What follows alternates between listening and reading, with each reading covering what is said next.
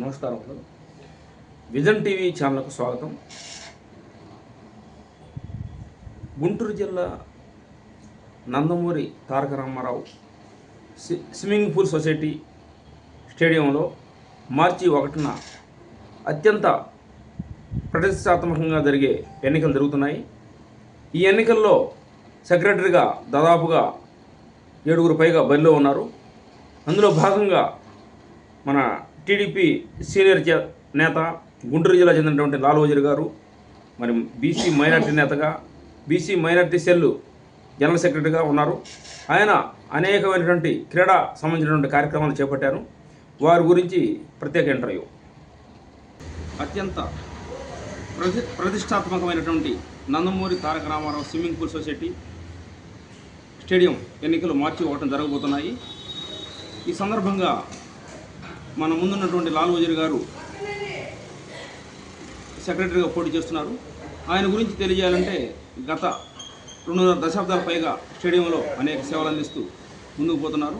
ప్రధానంగా TDP senior లీడర్గా ఉంటూ అలానే స్టేట్ మైనార్టీ సెల్ జనరల్ సెక్రటరీగా కొనసాగుతున్నారు.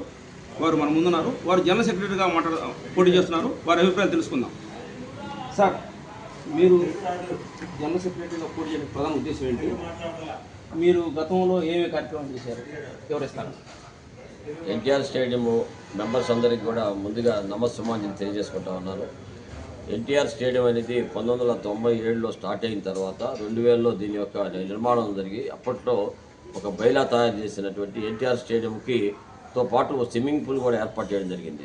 దీనిలో ఉన్నటువంటి అన్నీ కూడా మరి సింథటిక్ ట్రాక్ లేదు, కానీ మరి ఇవాళ అథ్లెటిక్ కోసం 200 ట్రాక్ ఉంది. అలాగే మన ఇండోర్ షటిల్ కోర్ట్ ఉంది. తర్వాత జిమ్ ఉన్నది. తర్వాత మన స్విమ్మింగ్ పూల్లో 25 మీటర్స్ ఉన్నటువంటి స్విమ్మింగ్ పూల్ ఉంది. అది పక్కనే మరలా టెన్నిస్ ఫెడ్లైట్తో ఉన్నటువంటి సింథటిక్ కోర్ట్ ఉంది. అలాగే ఓపెన్లో ఉన్నటువంటి షటిల్ కోర్టులు, అలాగే ఓపెన్లో ఉన్నటువంటి బాస్కెట్బాల్, త్రోబాల్ ఇవన్నీ కూడా కోర్టులు ఉన్నాయి. వీటన్నిటిని కూడా గత కొన్ని సంవత్సరాలుగా గతంలో ఉన్నటువంటి జగన్మోహన్ రెడ్డి గారి ప్రభుత్వంలో దీన్ని ఆదరణ లేక ఇవాళ స్టేడియం చాలా వెనకబడిపోయి చాలా ఇబ్బందికరమైన పరిస్థితి ఉంది. ఇవాళ ఏదైనా ఒక స్టేట్ లెవెల్లో మీట్ జరగాలంటే ఇక్కడ చాలా కష్టమైన పరిస్థితి ఉంది. కాబట్టి ఇవాళ ఆ యొక్క స్టేడియాన్ని అభివృద్ధి చేసే అవకాశం మరి ఇవాళ మన ఎన్నికల ద్వారా మరి నేను ఈరోజు సెక్రటరీగా నందమూరి తారక రామారావు గారి స్టేడియంలో సెక్రటరీగా మరి ఇవాళ నామినేట్ జరిగింది.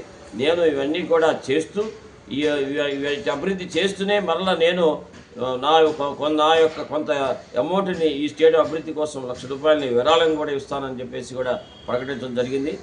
నా యొక్క ధ్యేయం ఏంటంటే ఇవాళ చాలామంది హాస్పిటల్లో చాలా డబ్బులన్నీ ఖర్చు పెట్టి చాలా అనారోగ్యంగా బాధపడుతూ ఉన్నారు. అలాంటి వాళ్ళకి ఆరోగ్యాన్ని కల్పించాలి.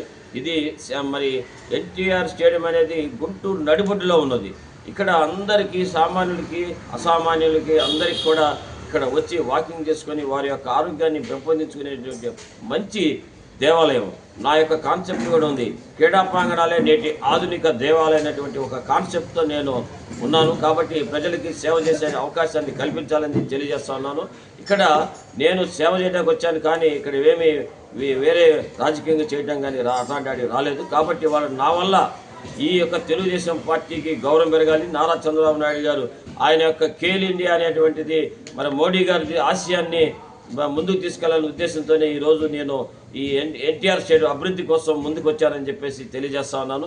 దీనివల్ల ఎవరికి కూడా ఎటువంటి ఇబ్బంది కలగదు. తర్వాత పదవి వచ్చిన తర్వాత కూడా అందరు లీడర్లతో, అందరితో, నాయకులతో, అలాగే మెంబర్స్ అందరినీ అన్ని సామాజిక వర్గాలను కూడా కలుపుకొని చక్కగా ముందుకు తీసుకెళ్తానని చెప్పేసి మన టీవీ ద్వారా అందరికీ తెలియజేసుకుంటా ఉన్నాను. ఎందుకంటే ఇంటింటికి వచ్చి చెప్పలేం కాబట్టి ఈరోజు TV20 ఏపీ టైమింగ్స్ వారి ఛానల్ ద్వారా మీ అందరికీ కూడా చేతులెత్తి జోడిస్తూ మీ పవిత్రమైన ఓటు నాకు వేసి నన్ను గెలిపించవలసిందిగా అందరి తరఫున ప్రార్థిస్తూ ఉన్నాను. సార్, గతంలో వస్తే టీడీపీ అభ్యర్థిగా ఉన్నటువంటి కొత్తపల్లి రమేష్ గారు పోటీ చేశారు. వారు కొంత అభివృద్ధి చేశారు. అలానే దామరచల శ్రీనివాసరావు గారు డిఎస్ఆర్ గారు వారు కూడా పోటీ చేశారు, గెలిచారు. వారు కూడా స్టేడియంలో కొంత అభివృద్ధి చేశారు. కానీ ఈరోజు ఒక పార్టీ అభ్యర్థి కాకుండా అందరూ అభ్యర్థులు పోటీ చేస్తున్నారు, పార్టీ బేస్ కాకుండా. మీరు కూడా తెలుగుదేశం పార్టీ సీనియర్గా ఉన్నారు. మరి తెలుగుదేశం పార్టీ సీనియర్గా ఉంటూ మరి చాలామంది తెలుగుదేశం పార్టీ అభ్యర్థులు పోటీ చేస్తున్నారు సెక్రటరీగా. దీంట్లో మీరు మరి మీ బలం ఏంటి, మీరు ఎలా గెలవాలి మీ ప్రణాళిక ఏంటి? ఎలా గెలుస్తారు?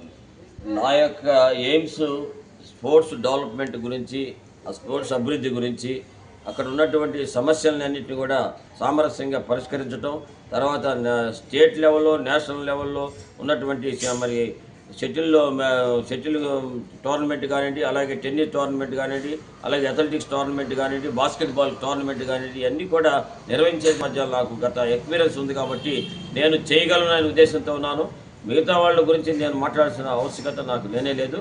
నేను మొట్టమొదటిసారిగా 25 సంవత్సరాలుగా ఇక్కడ ఉన్నటువంటి మీరు చెప్పినటువంటి చుక్కపల్లి రమేష్ గారు కానీ, డిఎస్ఆర్కి కానీ, అక్కడ ఉన్నటువంటి నాయకులకు కానీ అందరితో కూడా కలిసిమెలిసి చక్కగా 25 సంవత్సరాలు వారికి చేయూతనిచ్చాను.